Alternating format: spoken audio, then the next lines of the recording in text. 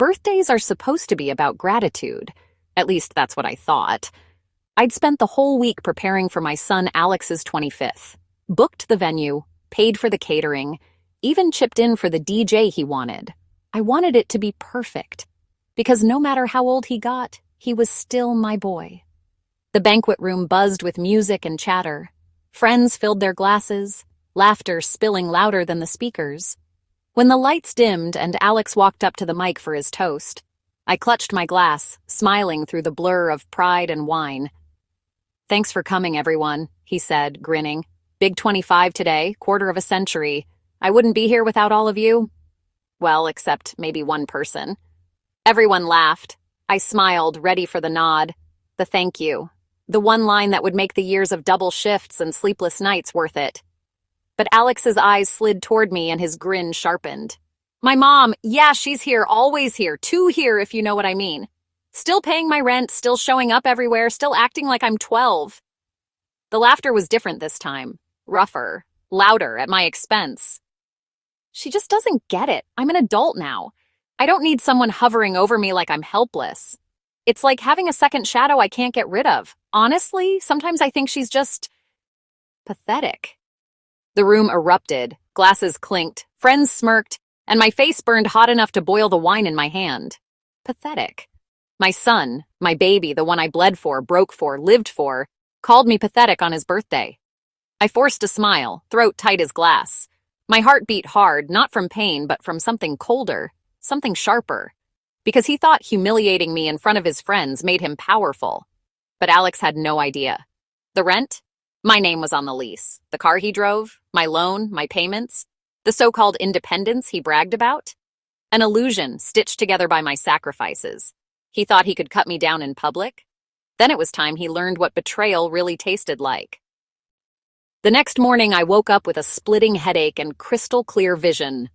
No screaming match, no tearful confrontation, no dramatic speeches about respect and sacrifice. Alex expected all of that. The emotional mother, the guilt trips, the desperate attempts to make him understand what he'd done. Instead, I did something far more dangerous. Nothing. I made my coffee, checked my emails, and went about my day like any other Tuesday. When Alex texted me around noon, probably hungover and fishing for forgiveness, I responded with polite, distant pleasantries. "Thanks for including me last night. Hope you had fun. Not I'm hurt. Not, how could you? Just neutrality. The kind that makes people squirm because they can't read it." By Thursday, I could feel him getting antsy. His texts became more frequent, more probing. "Mom, you okay? You seem quiet. Everything's fine, sweetheart. Just busy with work. Want to grab lunch this weekend?" "Maybe. I'll let you know." Each response was perfectly cordial and completely empty. I could picture him staring at his phone, trying to decode what I wasn't saying. Friday came and went. Saturday morning arrived with its usual routine: coffee, newspaper, and one very important task I'd been putting off all week. I opened my laptop and logged into my banking app, found the automatic transfer I'd set up 3 years ago. The one that sent $800 to Alex's account every month for rent. The one he'd grown so accustomed to that he probably forgot it wasn't his own money. I hovered over the cancel button for exactly 3 seconds. Then I clicked it. No fanfare, no ceremony, just a simple digital action that would ripple through his life like a stone through still water. I closed the laptop and went grocery shopping. Alex called that afternoon, voice bright and careless. "Hey, Mom, so I'm thinking about that lunch. There's this new place downtown." "That sounds lovely," I said, loading milk into my refrigerator. "But I just can't make it this week. Maybe next time?" "Oh, okay. Well, maybe dinner instead. I could cook for you. You know, return the favor for all those years of—" "I'm sure you're very busy, Alex. Don't worry about it." The pause stretched long enough that I could hear him breathing. "Mom, are you mad about something?" I almost laughed. Mad. As if this was about a temper tantrum, about hurt feelings that would blow over with enough charm and empty promises. "Of course not, sweetheart. Why would I be mad?" "I don't know. You just seem different." "I'm the same as always. Just tired, I suppose." After we hung up, I poured myself a glass of wine and settled into my favorite chair. I didn't have to wait long. By Monday morning, Alex would discover that his rent was due and his account was $800 short.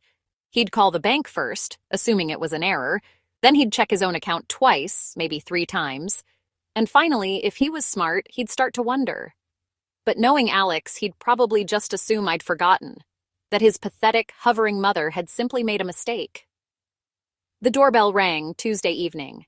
Through the peephole, I saw a harried-looking man in a landlord's polo shirt taping something to Alex's apartment door across the courtyard. A late notice. I smiled and let the curtain fall back into place.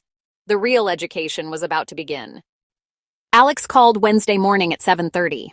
I was already dressed and halfway through my second cup of coffee, but I let it ring 4 times before answering.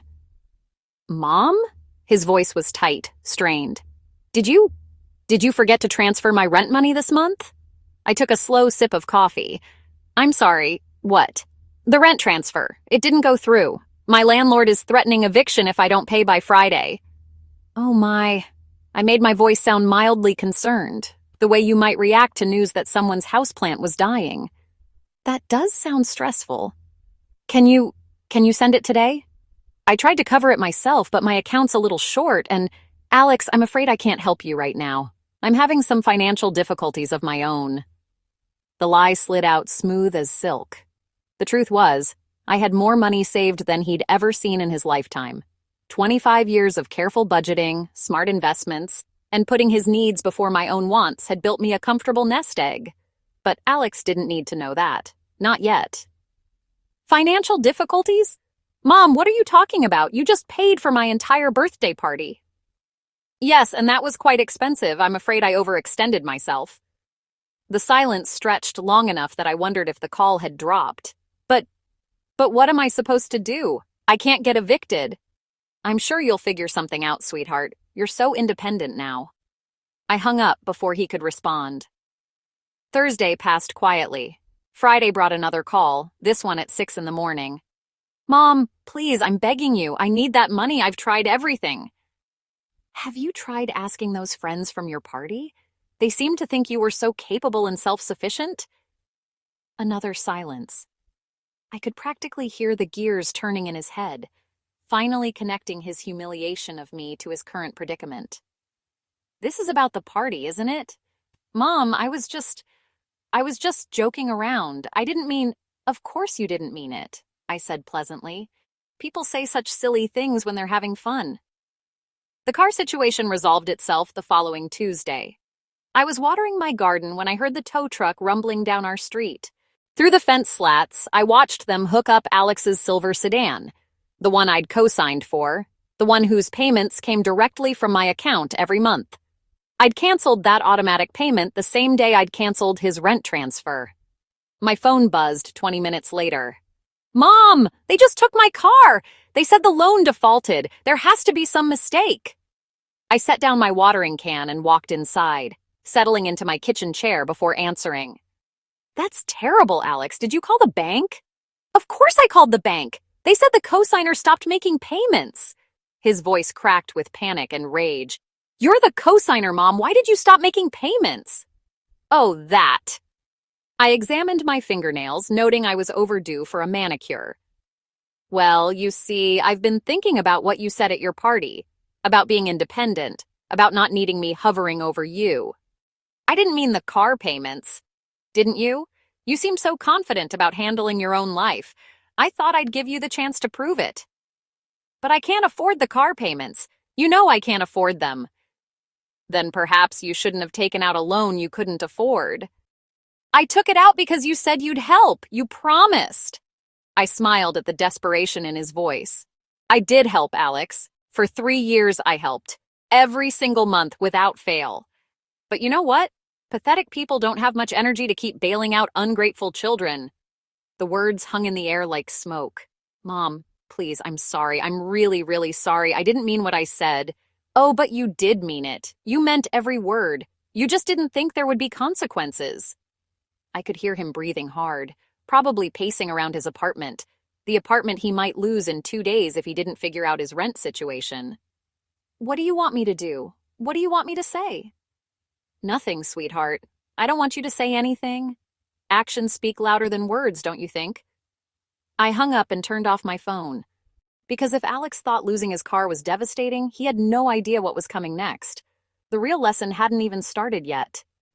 2 weeks later, Alex managed to scrape together enough money for rent. I knew because he texted me a photo of the receipt like a child showing off a gold star. Finally got caught up on everything. No thanks to you. I didn't respond. What Alex didn't know was that his financial troubles were just the opening act. The real show was about to begin. Saturday night brought the opportunity I'd been waiting for. Alex's friend Tyler was throwing a housewarming party. The same Tyler who'd laughed loudest when Alex called me pathetic.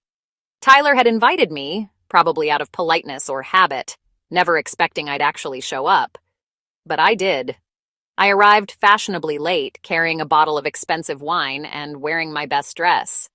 The kind of outfit that said I have my life together without being obvious about it. The apartment buzzed with the same crowd from Alex's birthday. Young professionals trying too hard to look sophisticated, nursing craft cocktails and talking about careers they were still figuring out.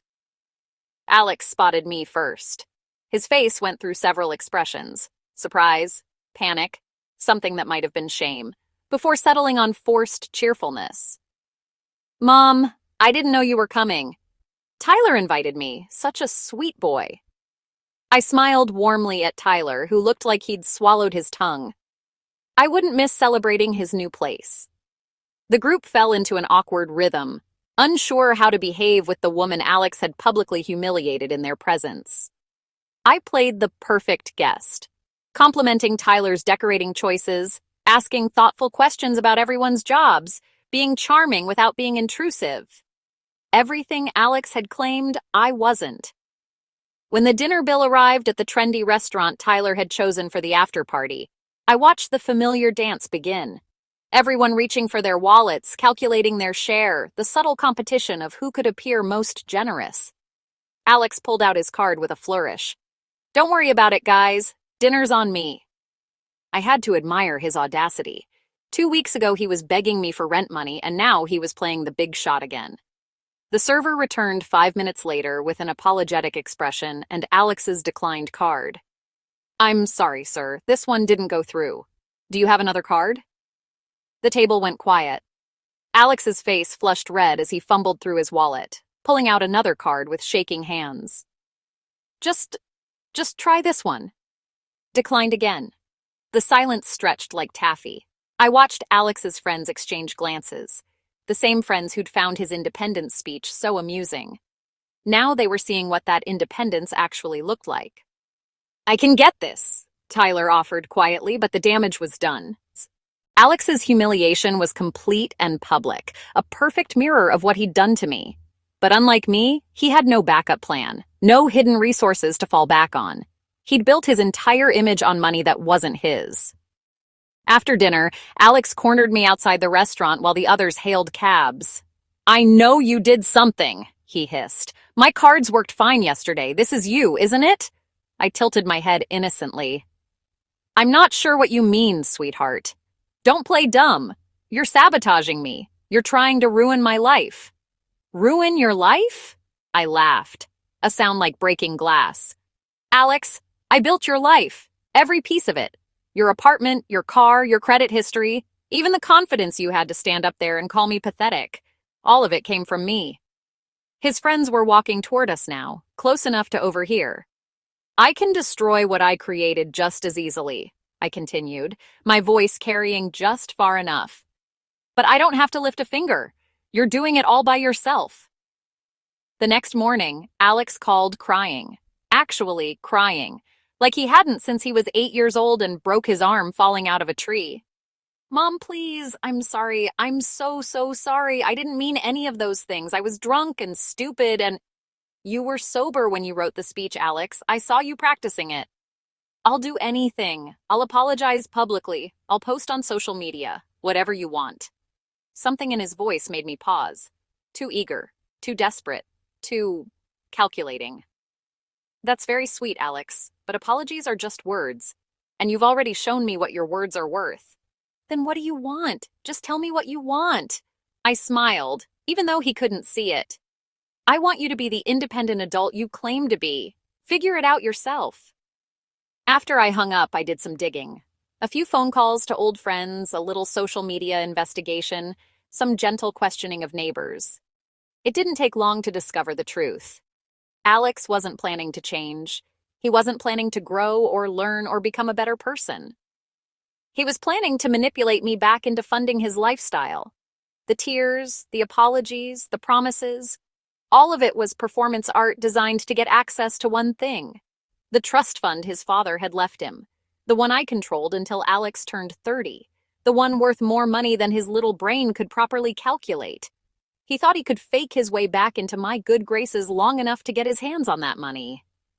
But Alex was about to learn that the biggest mistake wasn't humiliating me at his birthday party. It was underestimating what I'd do to protect what his father had worked so hard to leave behind.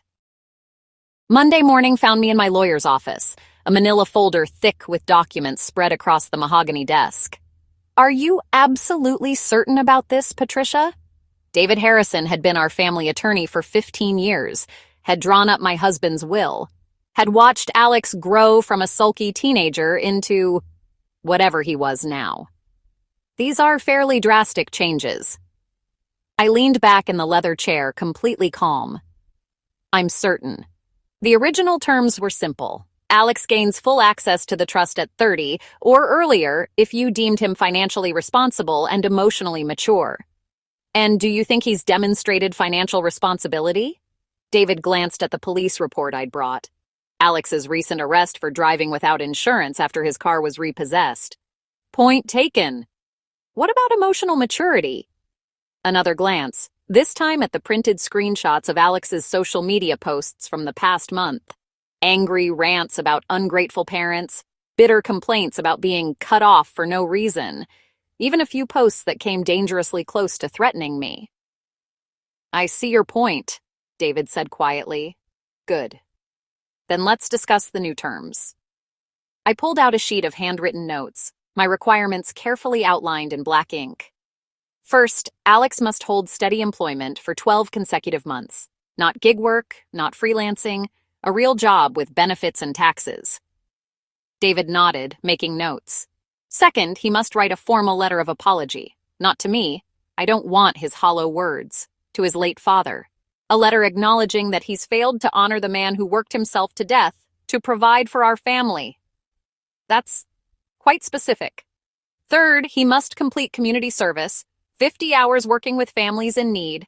I want him to see what real struggle looks like, not the manufactured drama of having his allowance cut off. And if he meets these conditions, I smiled, then he'll receive a monthly stipend from the trust, enough to live modestly, to build his own way. But the principal remains locked until 30 as originally planned.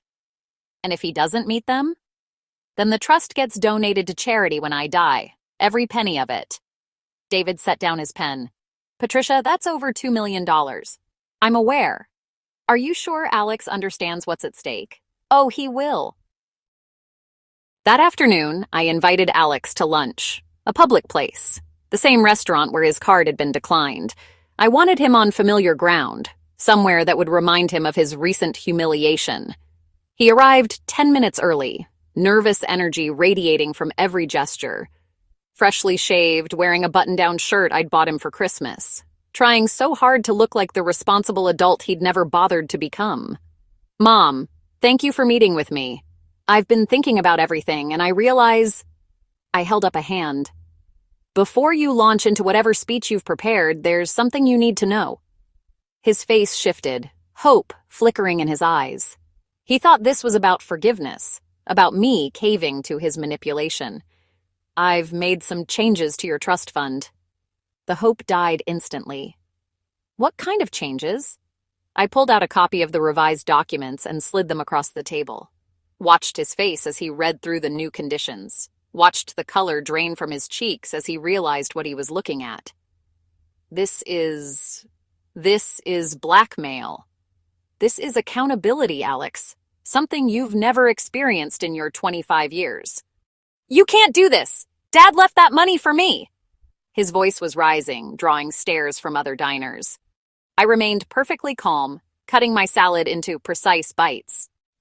"Your father left that money for the man he hoped you'd become.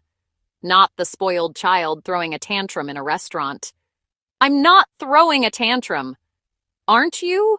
He slammed his hand on the table, making the water glasses jump. This is insane! 50 hours of community service, a letter to my dead father. What's next, making me confess my sins in church?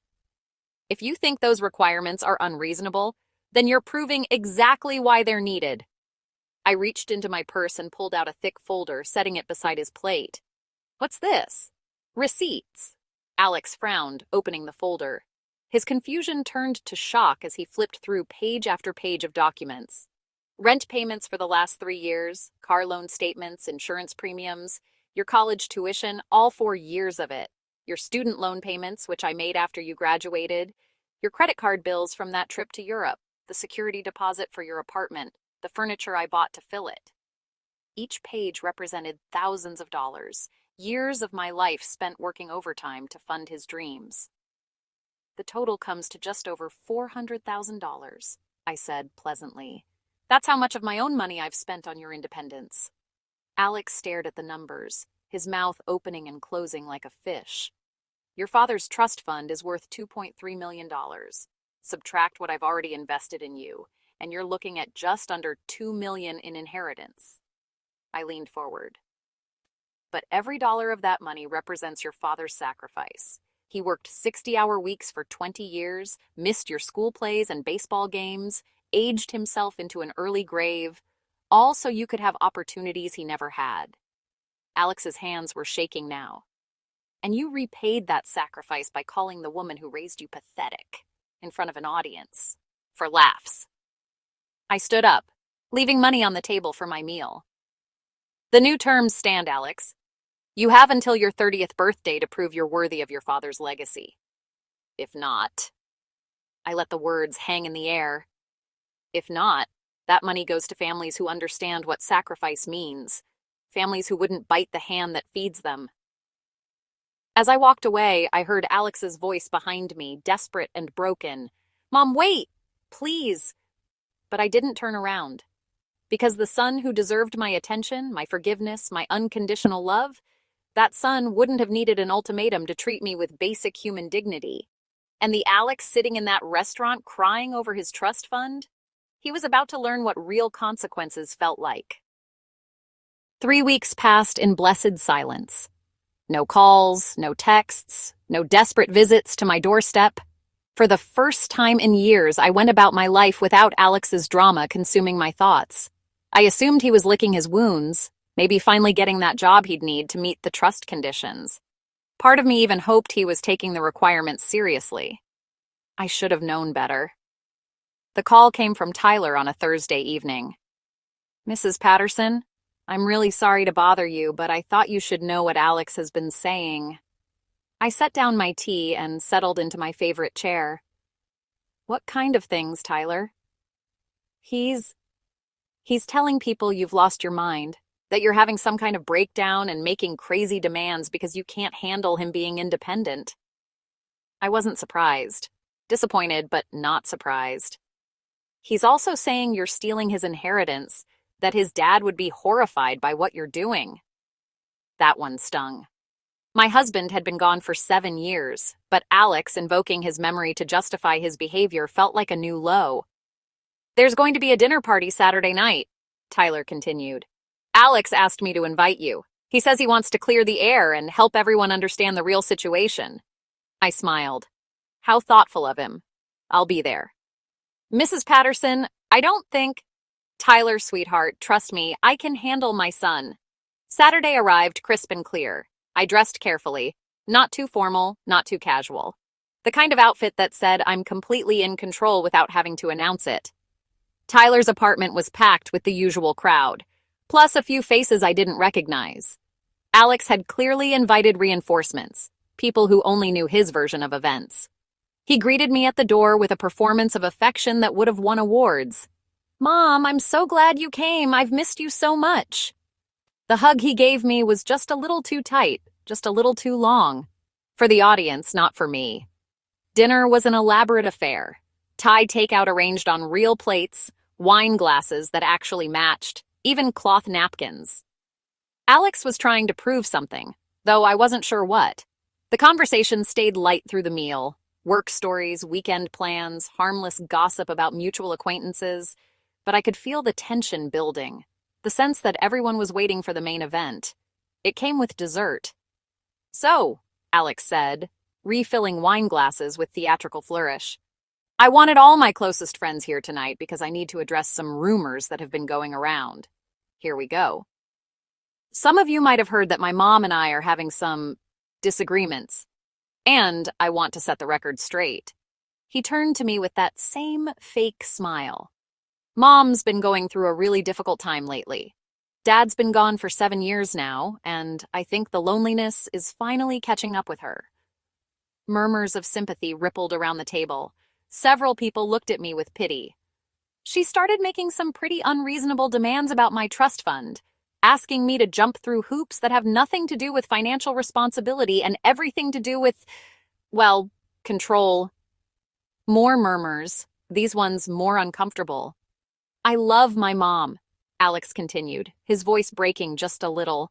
"But I'm worried about her mental state, the way she cut off my rent payments without warning, had my car repossessed, threatened to give away my inheritance. It's not the behavior of someone thinking clearly." I sipped my wine and waited. Dad would be heartbroken to see what she's become. He always said the money was for my future, not a tool for emotional manipulation. The room was completely silent now. Alex had painted me as a grief-stricken widow losing her grip on reality, using her dead husband's money to control her poor, defenseless son. It was beautifully done. Completely fictional, but beautifully done. "Alex," I said finally, my voice cutting through the silence like glass, "that's quite a story." "It's not a story, Mom. It's the truth." "Is it? Well, then I suppose it's time everyone heard the whole truth." I reached into my purse and pulled out a different folder, thicker than the receipts I'd shown Alex, more comprehensive. "Tyler, darling, could you help me pass these around?" Tyler looked between Alex and me, clearly torn. But curiosity won out, and he began distributing the papers. "What you're looking at," I said pleasantly, "is a complete financial history of Alex's adult life. Every payment I've made, every bill I've covered, every debt I've quietly resolved." The papers rustled as people began reading. I watched their faces change as they absorbed the numbers. Page 3 shows his college transcripts. A 2.1 GPA, barely enough to graduate. Page 5 shows the job applications I filled out for him after graduation. Page 7 documents the 3 positions he was fired from for attendance issues. Alex's face was pale now. "Mom, stop!" Page 10 shows his arrest record. Nothing serious. Just unpaid tickets, a few drunk and disorderly charges. Page 12 shows the legal fees I paid to keep those charges from affecting his future employment. "You don't need to do this," someone whispered. "Oh, I'm afraid I do, because Alex just told you that his father would be heartbroken by my behavior. And I think his father deserves to have his real wishes honored." I stood up, commanding the room's attention. Alex's father worked construction for 20 years, started at 6 in the morning, came home exhausted every night, never complained about the long hours or the physical pain. Do you know why? Silence. Because he wanted to give Alex opportunities he never had. He wanted Alex to go to college, to have a career instead of just a job, to never worry about money the way we did. I looked directly at Alex. He died believing he'd succeeded, believing he'd raised a son who would honor that sacrifice. The room was so quiet I could hear the refrigerator humming in the kitchen. So when Alex stood up at his birthday party and called me pathetic in front of all of you, it wasn't just disrespecting me, it was spitting on his father's grave. Alex was crying now. Real tears, not the calculated ones from our restaurant meeting. The trust fund conditions aren't about control. They're about making sure Alex becomes worthy of what his father died providing. I gathered my purse and coat. A job, community service, a letter acknowledging his failures. These aren't unreasonable demands. They're the bare minimum requirements for being a decent human being. I looked around the table one last time. And if Alex can't meet them, then that money will go to families who understand what sacrifice means. Families who wouldn't call the people who love them pathetic for entertainment. The silence followed me all the way to the door. As I reached for the handle, I heard Alex's voice behind me, broken and small. "Mom, please, don't leave like this." I turned back one final time. "Pathetic, Alex? No. Pathetic is what you are without me, and now everyone knows it." The door closed with a quiet click, sealing away 25 years of excuses and second chances. Alex had wanted to clear the air and show everyone the real situation. Mission accomplished. So here I am, 6 months later, still processing everything that happened. Alex eventually did get a job. Nothing glamorous, retail at a department store, but it's steady work with benefits. He's been there 4 months now, which means he's 8 months away from meeting the employment requirement. He hasn't contacted me directly since that dinner party, but I hear things through mutual friends. He's living in a studio apartment across town, taking the bus to work, learning what independence actually costs. Part of me wonders if he'll complete the community service, write that letter to his father. Part of me wonders if he's capable of the kind of self-reflection those requirements demand. But honestly, I'm at peace with whatever he chooses, because I finally understand something I should have learned years ago. You can't love someone into being a better person. You can only set boundaries and let them decide who they want to be. Alex called me pathetic for supporting him. Turns out, the pathetic thing was enabling his disrespect for so long. The trust fund sits there, waiting. $2 million that could change his life, if he can prove he deserves it. If not, it'll go to families who understand what sacrifice means. Either way, I win. What would you have done if your own child humiliated you in public? Would you have cut them off completely? Given them another chance without conditions? Or would you have done exactly what I did? Created a path back that requires them to actually grow up? Let me know in the comments. I want to hear your thoughts. Because sometimes the most loving thing you can do for someone is refuse to enable their worst behavior. Sometimes setting boundaries isn't cruel. It's necessary. If you like revenge served cold with a side of life lessons, subscribe. I've got plenty more stories about people who learned that actions have consequences. And another shocking tale is already waiting on screen. Go watch it now.